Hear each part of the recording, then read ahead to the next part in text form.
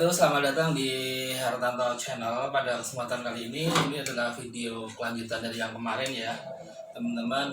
Jadi saya akan memasang SSD saya ke komputer jadul ini ya. Ini ya komputer ya, casingnya aja ini sudah saya bungkus pakai wallpaper. Udah berkarat, tapi ini komputer penuh dengan sejarah ya teman-teman. Tapi udah lumayan sih, ini ada beberapa yang ganti kemarin memang. Cuman secara casing ya masih ya masalah lah, yang penting powerful. Coba ini saya ganti SSD-nya ya. Untuk pemasangannya itu biasa teman-teman ya, kita tinggal cari port PS apa itu, bukan PS2 ya, PS2 kan keyboard, sorry, SATA. Jadi kita menggunakan interface-nya menggunakan SATA. Kalau adapternya itu sama juga menggunakan SATA. Jadi ini kalau ini tempat sama ini, kalau teman-teman biasanya kalau komputer lama nggak ada SATA-nya, beli aja konverter, itu beli online banyak, ada sekitar 10.000 sampai 15.000. Ya tinggal dimasukin. Oke, kemudian ini adalah kabel SATA-nya ya. Ini dalamnya udah berdarah teman-teman ya, nggak apa-apa ya, yang penting mudah-mudahan masih bisa difungsikan. Oke. Ini SATA. Oke. Oke. Cuman ada baiknya dibaut ya, biar nggak terjatuh. Ini coba kita sulap upgrade ya. Komputer lama menggunakan SSD, bautnya sama ukurannya, baut satu aja cukup teman-teman. Oke, mudah-mudahan masih hidup ya. Oke, saya kebetulan ini teman-teman, ini komputer jadul tapi ada HDMI-nya. Ini kita gunakan TV aja ya. Monitor saya udah nggak tahu tempatnya di mana. Nah ini kebetulan ada kabel HDMI-nya. Kita rubah dulu ke HDMI. Coba ini saya kebetulan ini ada HDMI-nya teman-teman. Ke HDMI ya. Kemudian matikan dulu keyboard kali ya. Coba kita tes hidup apa enggak.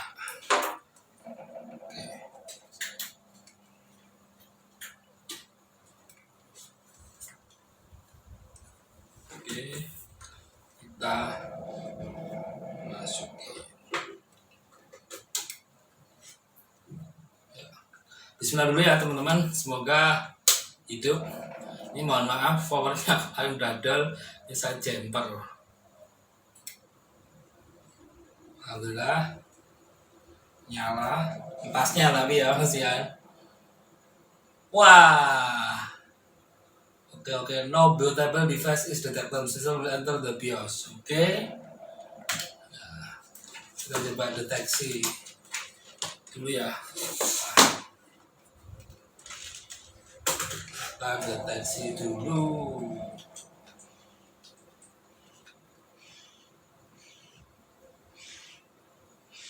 SATA-nya ya.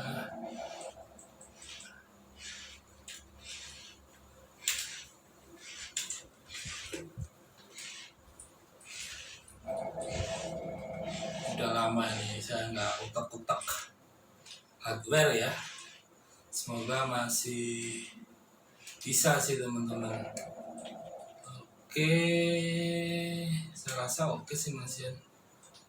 Nah, mungkin kita harus cari dulu teman-teman, bootable ya. Jadi buat install, karena kalau baru itu kan masih kosongan ya.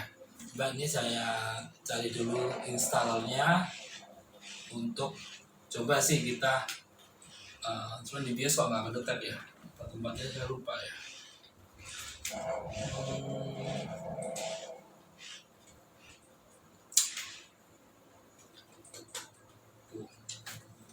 Kok nggak kedetek ya teman-teman. Wah, ini teman-teman kosong ya, SATA serial atau yang ternyata kabelnya belum mancep. Saking semangatnya ini saya matikan dulu lah ya. Oke, hati kan. Tahun 2021 power on off-nya masih malah hidup ini. Wow, ada apa ini? Gue matikan dulu ya. Oke, katanya ada yang shot tadi. Oke, saya matikan dulu sini deh. Bismillah, udah mancap. Oke.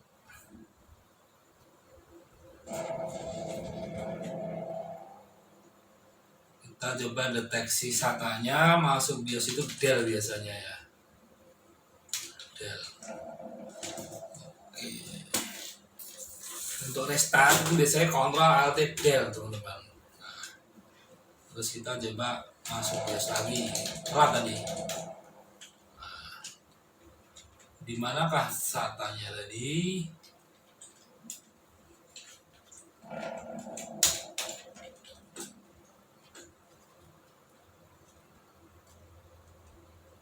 Tadi ketemu ya.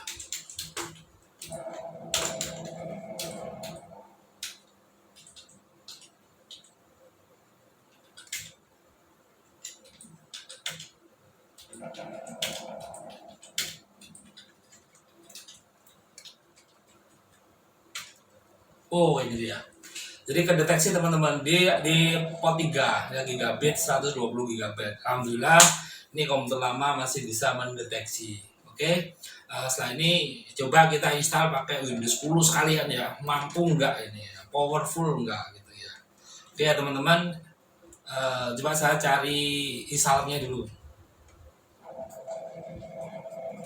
Teman-teman, ini saya ada flash disk installer. Kalau nggak salah ada Windows-nya.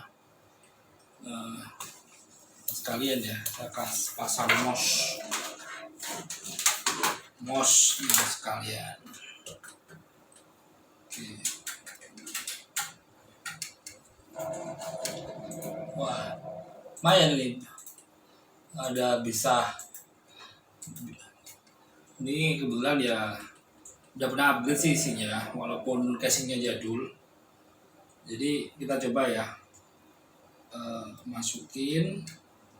Tapi kita harus restart dulu teman-teman. Kita coba install Windows 10. Nggak usah dipartisi ya teman-teman, karena hanya 100. Wow, dia langsung puting ini teman-teman. Oke.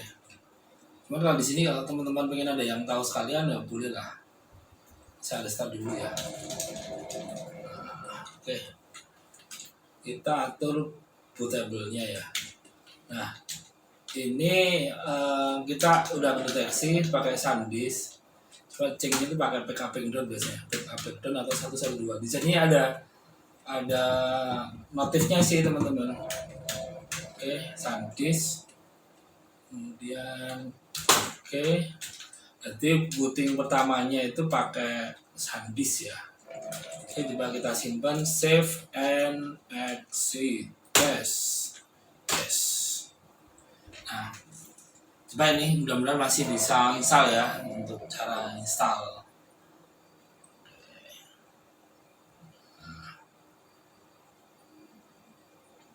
Bisa menggunakan Windows 10.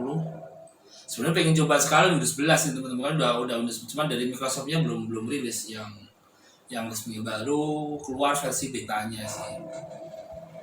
Iya, kita mencoba komputer jadul rasa powerful dengan adanya ganti SSD.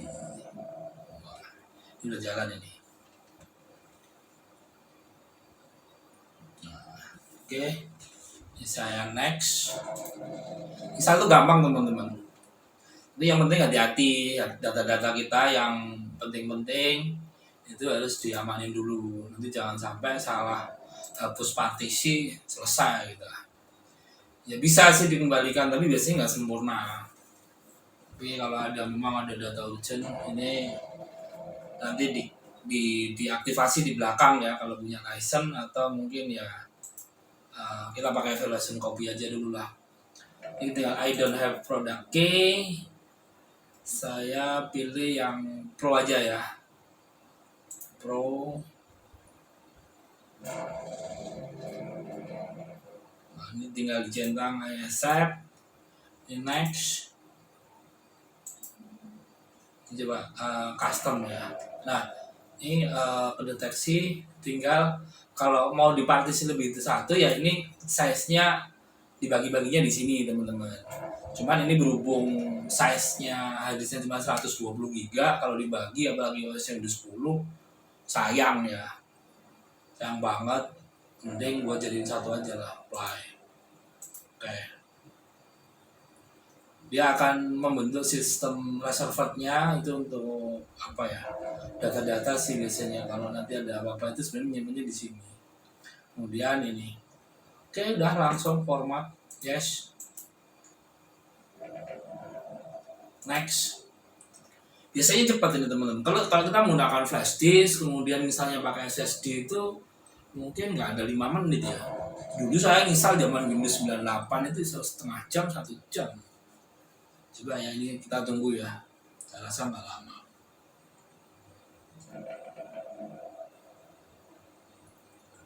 Nah ini mudah-mudahan work ya. Kenangan ini banyak membantu saya waktu di kuliah dulu. Jadi ada memorisnya.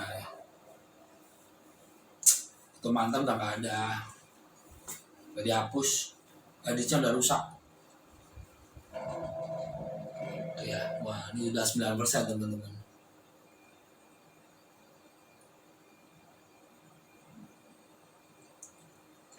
Nah, kita tunggu.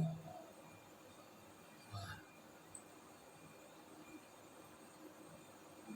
ini komputer generasi lama. Sekarang ini udah generasi 11 ya. Jadi setiap tahun itu biasanya ganti teman-teman. 10, 11, nanti tahun depan keluar lagi 2 tahun 2022 itu biasanya generasi 12. Sekarang i7, i9 udah keluar ya. Saya sih juga nggak ngikuti banget, cuman ya tapi ya teknologi memang harus diupdate, informasi itu harus diupdate. Makanya mengapa kok ketika kuliah itu ada jurusnya sistem informasi gitu. Jadi kan informasi harus diupdate dan sistemnya harus memberi informasi gitu. Jadi teman-teman yang anak-anak informatika itu biasanya ada yang teknik informatika, ada yang sistem informasi, ada yang teknik komputer ya, manajemen informatika. Oke. Ini dulu kalau anak-anak informatika biasanya diajari dulu ya, operating system, troubleshooting gitu ya. Ya dulu pernah lah dari Astos, cuma sekarang ya mudah-mudahan masih ingat.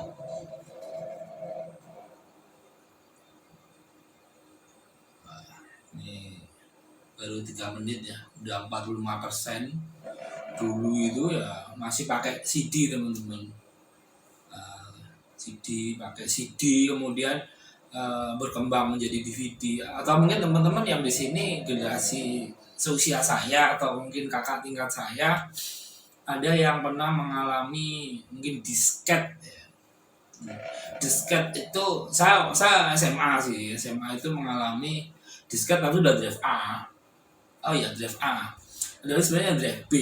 Drive B itu gede lagi. Kalau drive A itu 3,5 in ya, 3,5 floppy biasanya.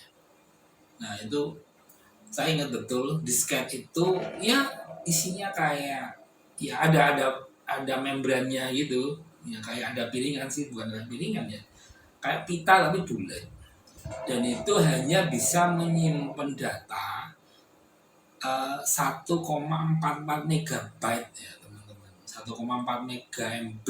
Nah, sekarang satu foto aja itu hasilnya bisa 4 mega, 10 mega, apalagi kameranya sudah 4K. Nah, jadi teknologi itu memang sangat berkembang pesat. Kita bersyukur berhidup di era digital, era teknologi yang ya saat ini semua ada di genggaman dengan size besar, kualitas bagus, luar biasa nih.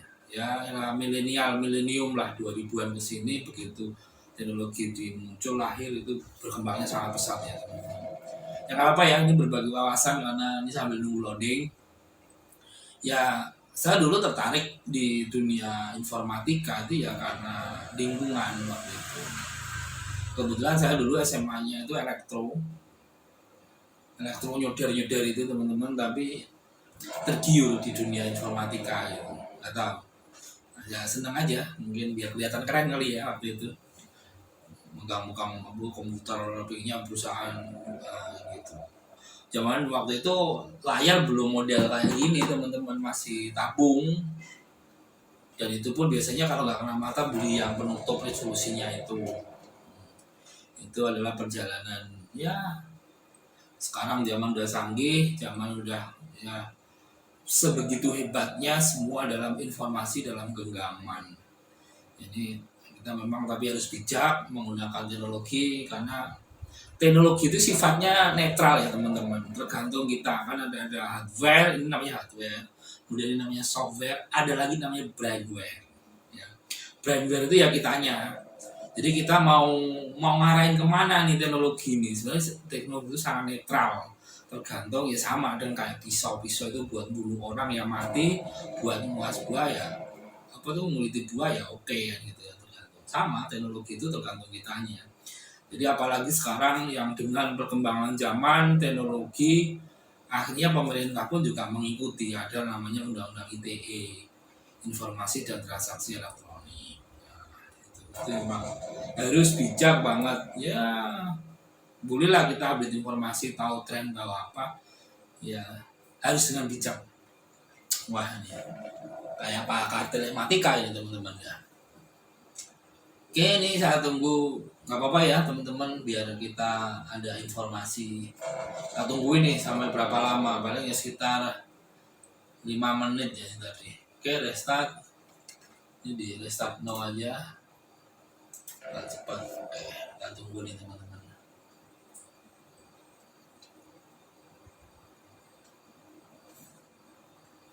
Nah, dia ada press. Ini kalau di enter dia booting lagi, kita nanti mati silang. Biarin aja kan seperti itu.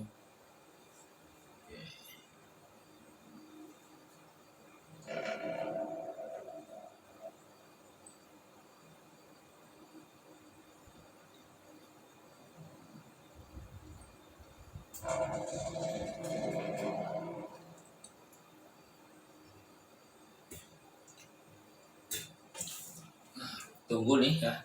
Getting device ready. Mantap ini. Bisa buat kerja ya mudah-mudahan. Ini tinggal upgrade, gue beliin VGA kali ya, yang bisa buat render biar bantu komputer jadul kerjaannya ada Premiere. Wah mantap ya teman-teman ya. Ya kita memang harus, enaknya PC itu gitu teman-teman.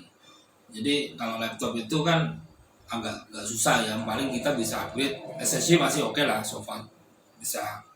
Kemudian RAM kita bisa tambah. Misal yang satu keping tadinya 4 GB, kita beli aja keping yang satu keping 8 GB, itu bisa untuk upgrade.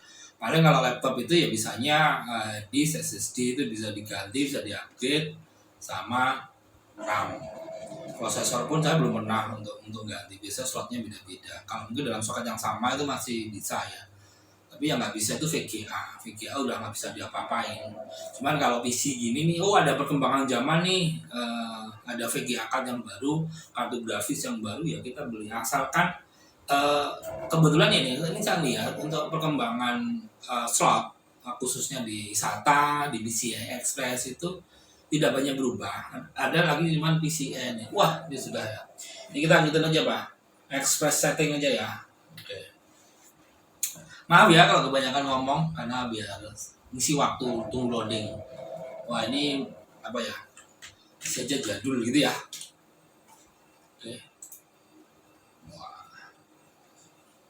Not now. Nggak ada speakernya. Wah sebenarnya ada HDMI ya. Udah not now aja lah. Wow, hai juga.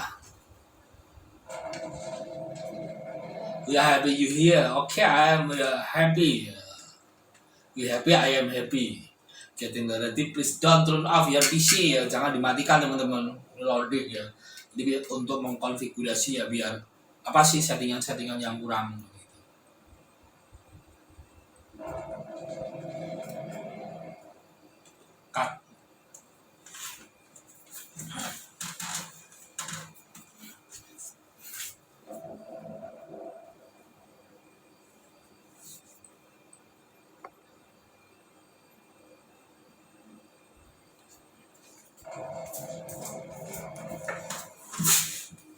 Oke ya, mungkin tadi kena backlight ya gambarnya ya teman-teman, kameranya karena ya sendiri ya, eh, nyeting kamera sendiri, install sendiri. Oke ya.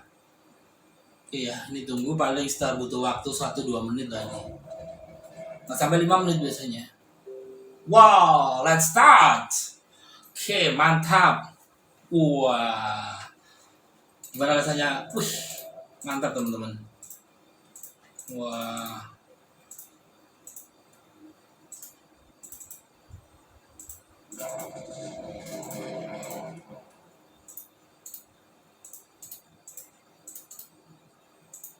oke nih, mantap ini. Oke ya. Oke teman-teman, cukup sekian untuk instalasi yaitu upgrade komputer jadul menggunakan SSD, dan ini ternyata work. Ya mungkin nanti kita bisa review lah kemampuannya kayak apa ya. Tapi ini so far oke teman-teman. Ya karena memang belum ada datanya ya. Tapi mungkin teman-teman bisa melihat lah impresinya. Oke. Ini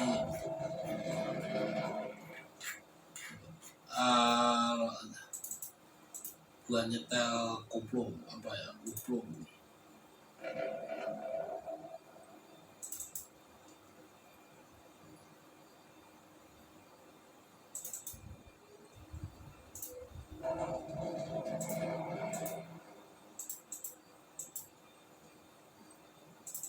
Uh,